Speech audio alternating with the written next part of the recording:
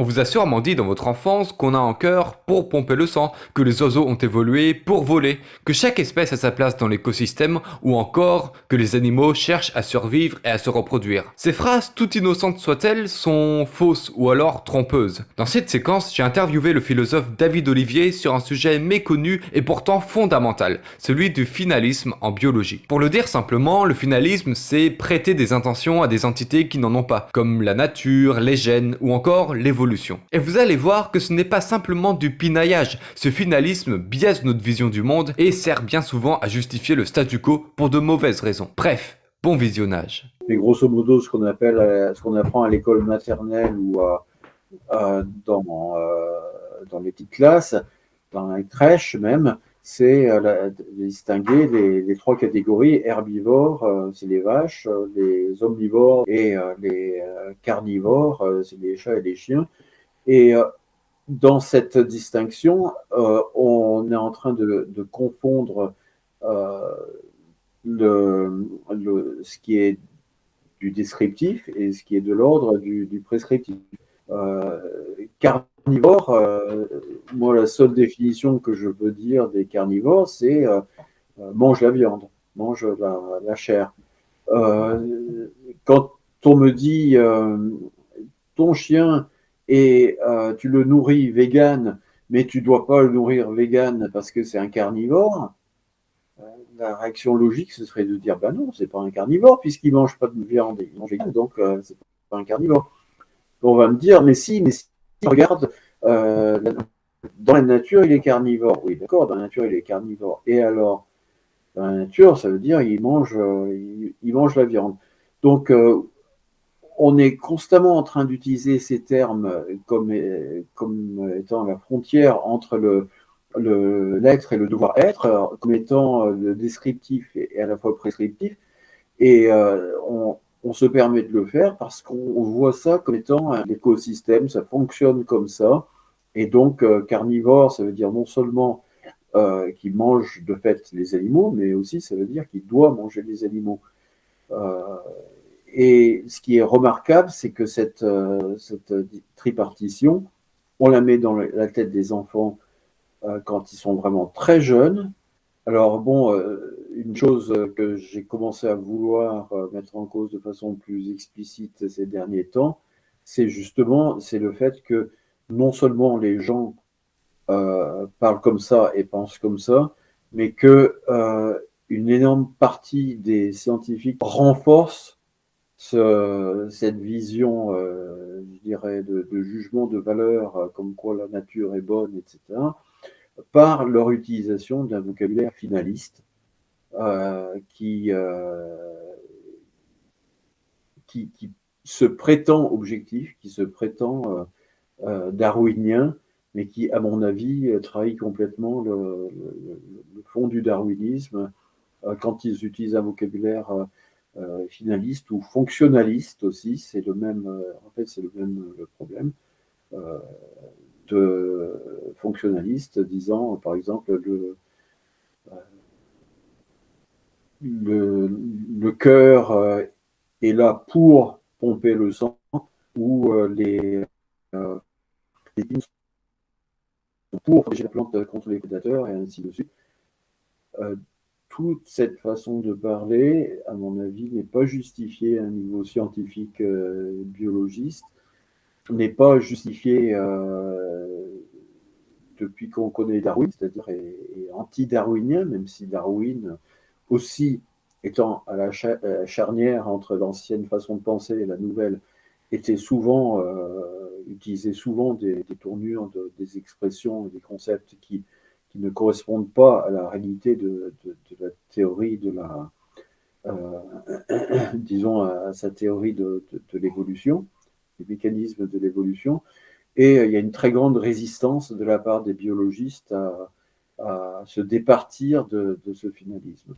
Je pense que ce finalisme, c'est aussi un gros problème parce que il se substitue et masque la réalité de la sentience. C'est-à-dire, au lieu de considérer qu'il y a des êtres sentients qui veulent des choses, qui ont une finalité, on parle constamment comme si c'était la biologie qui en soi avait une finalité qui crée et où les finalités des êtres sentients seraient qu'une sorte de sous-produit ou outil utilisé par l'évolution pour aboutir à des fins qui seraient celles propres de l'évolution.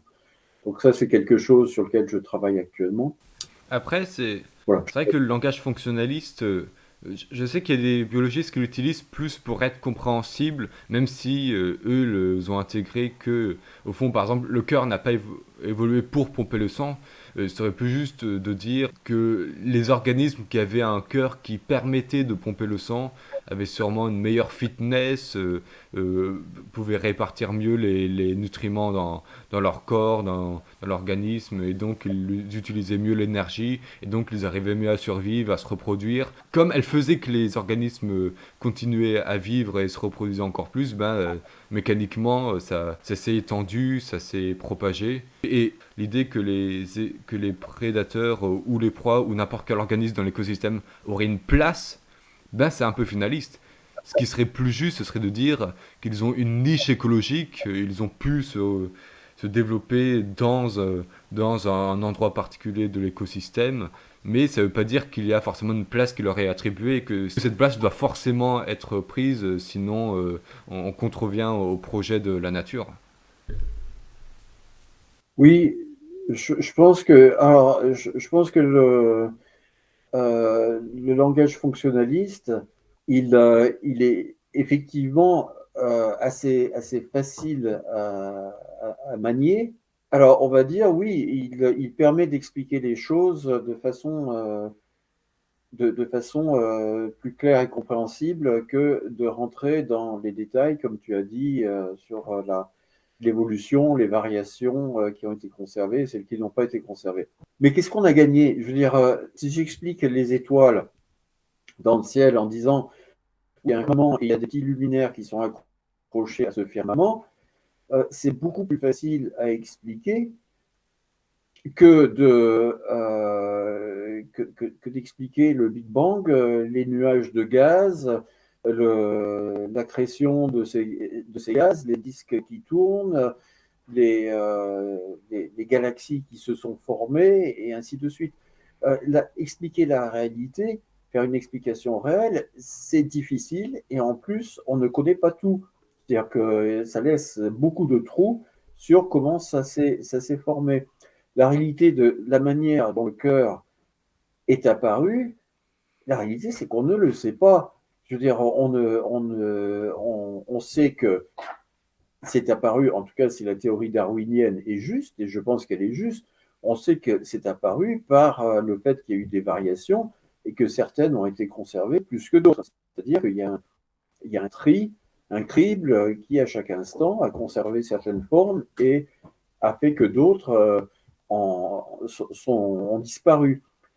Mais savoir exactement quelles ont été ces variations, quel est l'historique, à quel moment c'est apparu, et ainsi de suite, on ne le sait pas. Donc il faut admettre son ignorance. Dire le cœur est apparu pour pomper le sang, ça n'explique rien de plus, c'est-à-dire que ça fait l'impasse sur la réalité qu'il y a eu, c'est-à-dire toutes ces variations et le fait qu'il y ait eu des taux de survie différentiels des différentes formes apparues. On ne sait pas quels ont été quel a été l'historique exact, et le fait de donner une explication finaliste, ça fait l'impasse sur cette réalité. Donc ça donne l'impression d'avoir expliqué quelque chose, alors qu'en fait, on n'a rien expliqué du tout. On a, Aussi, ça donne le sentiment. Oui, on a peut-être quand même expliqué un truc, c'est que le filtre ou la sélection naturelle, enfin le filtre qui a fait que ce cœur s'est perpétué, c'est parce qu'il permettait de pomper le sang. Je pense que ça explique quand même un truc qui est euh, ce qu'on pourrait appeler la fonction, en tout cas la raison, la cause pour laquelle ça a pu se perpétuer par rapport à ceux qui ne l'avaient pas. Mais c'est sûr que ça ne permet pas d'expliquer comment c'est apparu, par quelle mutation, par quel biais. Après, je pense que je suis pas spécialiste du cœur. C'est possible qu'on connaisse un peu un historique de comment ça a pu apparaître. Mais c'est sûr que c'est surtout ça qui est, c'est aussi ça qui est intéressant de savoir, c'est comment est-ce que ça a pu apparaître peu à peu, quelles mutations étaient, quelles variations étaient impliquées. Et, et c'est sûr que parler juste de la fonction, c'est assez pauvre, mais je pense que ça apporte quand même un truc. C'est vrai que le principal problème quand même de ce langage, c'est juste que ça installe l'idée selon laquelle il y aurait une finalité dans l'évolution, ce qui est faux. Mais je pense que qu'en fait, si, enfin, moi j'ai eu à expliquer un certain nombre de choses de biologie à mes enfants, et moi qui croyais à un moment, un peu comme toi, que si on n'utilise pas le langage fonctionnaliste, ça devient difficile. En fait, j'ai constaté que non. Enfin, les poissons, bon, par exemple, il y a des poissons dans un petit étang à côté. Les poissons, ils respirent pas l'air, ils ont des branchies. Les humains respirent l'air avec des poumons. Bon, pour expliquer ça à mon fils en particulier, je me suis rendu compte qu'en réalité, il suffit d'expliquer la réalité, il suffit de dire la réalité. C'est-à-dire que les humains ont des poumons et ne peuvent pas respirer sous l'eau, les poissons ont des branchies et ne peuvent pas respirer dans l'air. Donc si on prend un poisson et qu'on le met dans l'air, il va mourir.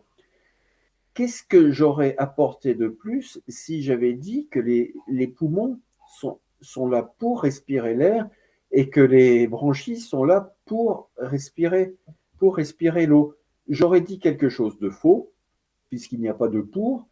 Et au niveau de la vraie cause de l'apparition des poumons et des branchies, je n'aurais rien apporté. Si je veux apporter quelque chose, et j'ai fait une tentative, j'aurais expliqué la question des variations et du fait que certains meurent, certaines formes disparaissent et d'autres sont conservées. J'aurais fait ça, mais ça, c'est un discours qui est assez compliqué à tenir, mais c'est le seul discours vrai. Alors, dire je vais remplacer un discours vrai par une fiction qui n'explique rien, qui va aussi donner des idées fausses et qui n'apporte finalement rien, je ne vois pas l'intérêt. Ce qui m'a frappé, j'ai lu récemment, je me suis mis à lire un bouquin que beaucoup de gens citent, mais que personne ne lit, très peu de gens lisent, y compris moi, j'aurais dû le lire il y a longtemps, qui est donc simplement Darwin, sur l'origine des espèces. Et j'étais frappé par le fait, d'abord, il y a très peu de fonctionnisme chez Darwin. Et par exemple, quand il explique, quand il se pose la question de l'apparition de l'œil, euh, il ne fait pas semblant de savoir comment l'œil est apparu. Il ne dit à aucun moment que telle partie de l'œil est apparue pour telle ou telle chose. Il dit simplement, son propos, c'est simplement de montrer qu'il y a des chemins évolutifs possibles, qu'on peut imaginer des chemins évolutifs possibles, faits de variations chaque fois conservées, qui peuvent aboutir à l'œil. Et donc ça suffit pour justifier sa théorie selon laquelle les choses sont apparues par suite de variations. Il ne parlait pas de mutation à l'époque, mais c'est ça, de suite de mutations, pour aboutir à l'œil. Et là, on n'a pas le monde historique où l'œil est apparu, mais on a simplement la validation de la possibilité de l'évolution à travers une suite de variations. Et on a la validation aussi de quoi? Du fait que l'œil voit. Mais le fait que l'œil voit, on n'a pas besoin en fait de Darwin pour savoir ça. On sait que l'œil voit.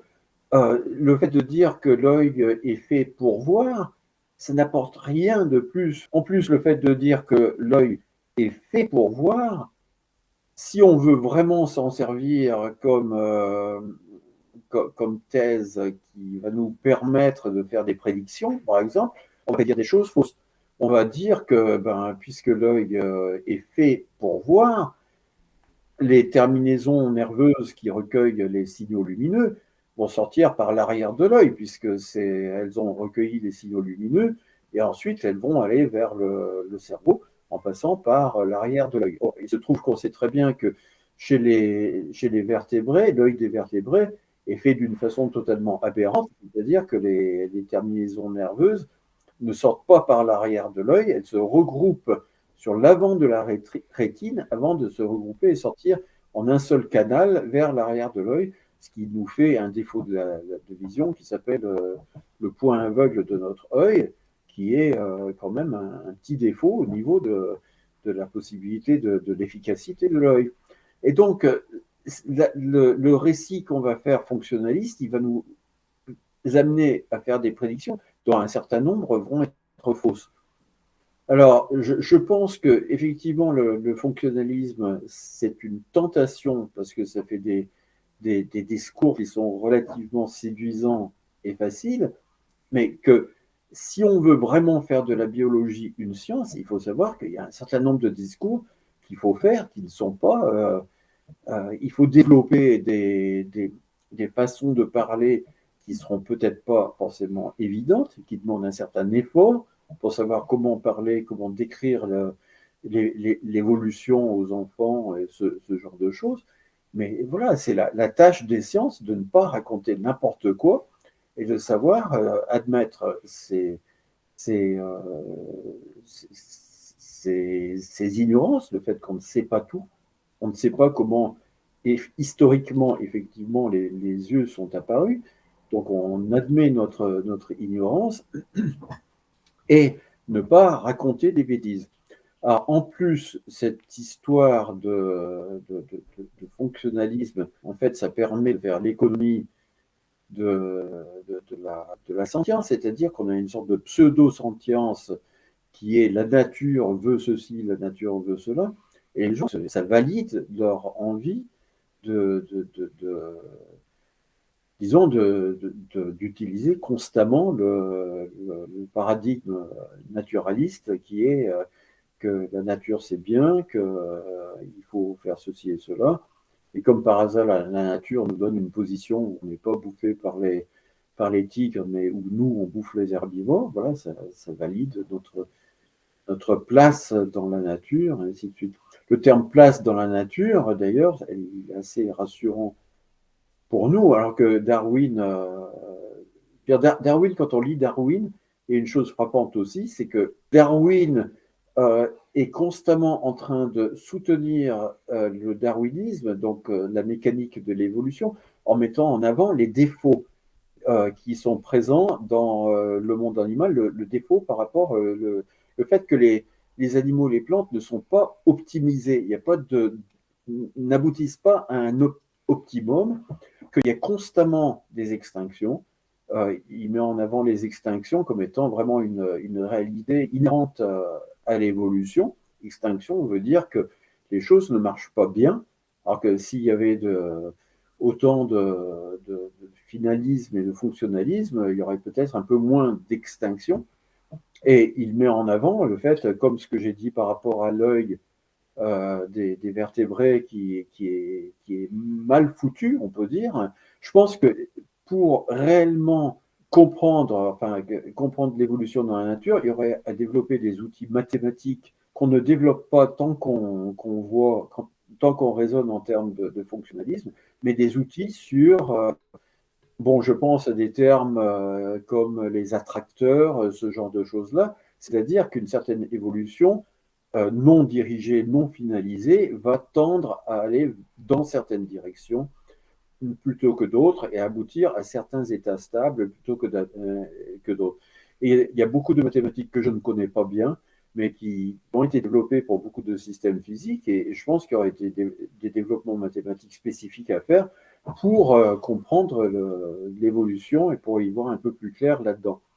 Donc ça demande un effort qui serait bien loin des petites historiettes qu'on raconte aux enfants sur ça c'est fait pour ceci, ça c'est fait pour cela.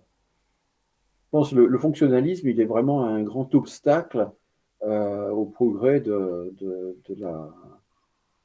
la biologie, et c'est un domaine, je veux dire, dans aucun autre domaine, on accepterait de Des formulations une, approximatives comme ça. voilà, une telle, enfin, c'est même pas approximatif, c'est faux, c'est tout simplement faux. C'est-à-dire que dans les autres domaines scientifiques, on essaye d'utiliser, de dire des choses qui sont justes et qui sont littéralement justes. Quand elles ne sont pas littéralement justes, on essaye de vraiment montrer l'équivalence entre la métaphore qu'on utilise et la façon de parler qui serait littéralement juste.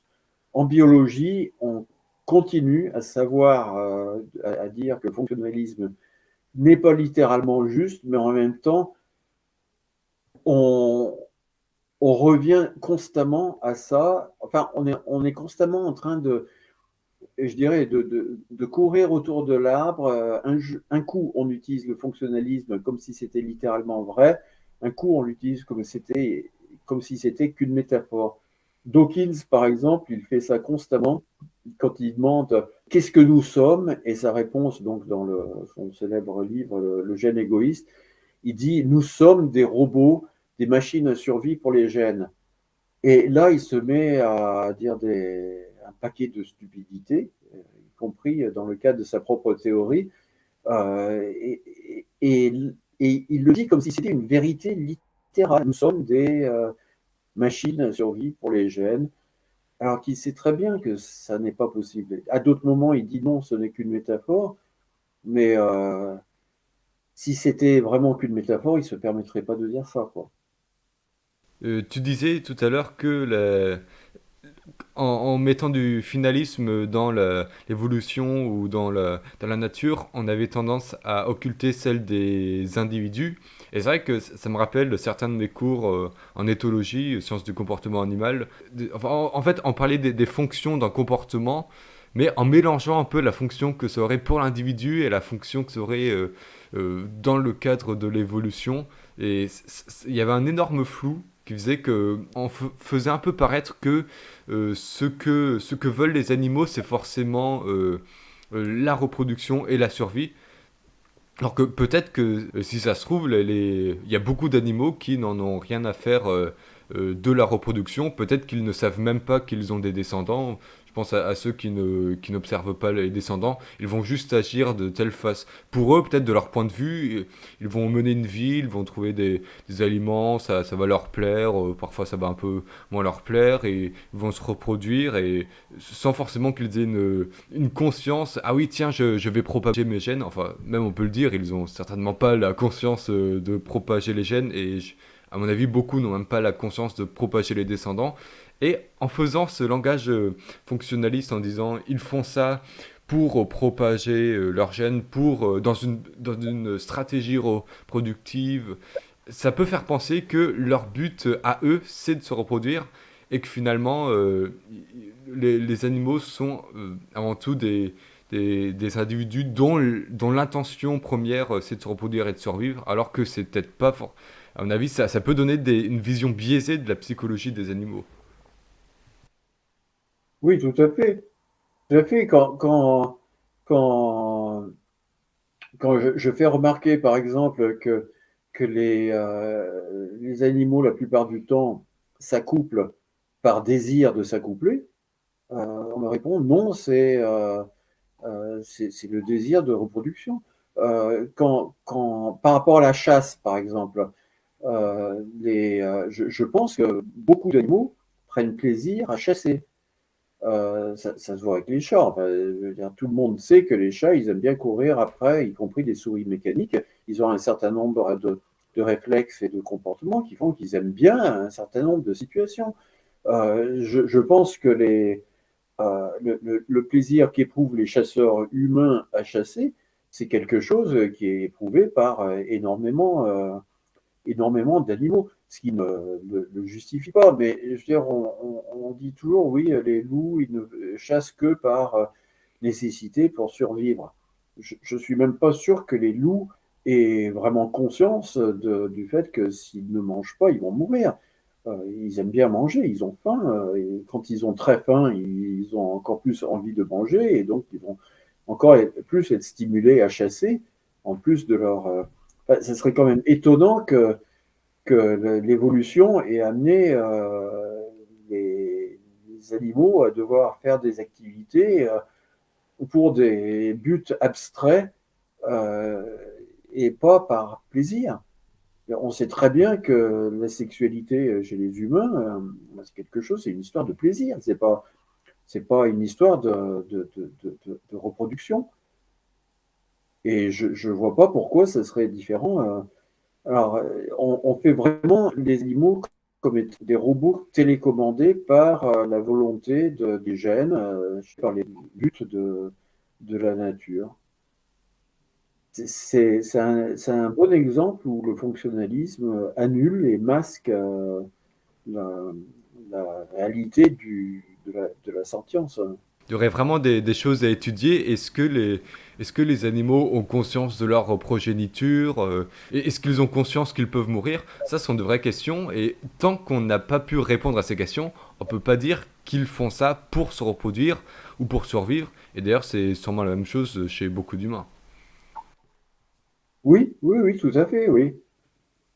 Tout à fait, c'est quelque chose à étudier. C'est bizarre comme on se permet d'affirmer des choses dans ce domaine-là.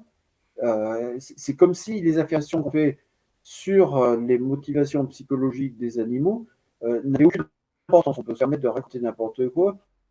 On dit c'est l'instinct et de toute façon, cet instinct n'est que le serviteur des motifs de l'évolution. Et donc, voilà. Ça annule toute la réalité subjective des animaux à travers le fonctionnalisme du biologisme. Un autre domaine, oui, je voulais dire, où on a une annulation claire des choses, c'est quand on parle d'un certain nombre de gens de la souffrance des animaux, les gens souvent nous répondent, cette souffrance n'a aucune importance, ce n'est que le signal que la nature donne euh, au, à l'animal qu'il faut éviter tel ou tel comportement. Donc c'est purement une information. Et donc on annule la réalité subjective de la souffrance en la remplaçant par un rôle qu'elle jouerait dans la mécanique de la nature, dans la mécanique bien huilée de la nature. Donc la souffrance, elle n'existe pas, elle n'est qu'une petite pièce qui n'a aucune importance en soi. Et alors, bon, on fait rarement ce genre de discours par rapport aux humains, mais de fait, ça permet d'annuler la réalité de l'importance éthique de la souffrance. L'interview est terminée. Merci beaucoup de l'avoir regardé. J'en referai d'autres. J'essaierai d'améliorer la qualité de la prise sonore, la qualité de ma voix, ma propre vivacité, parce que parfois j'étais quand même un peu mou. Et puis, quoi dire d'autre? J'espère qu'elle vous aura un peu chamboulé votre vision du monde. Allez, à plus.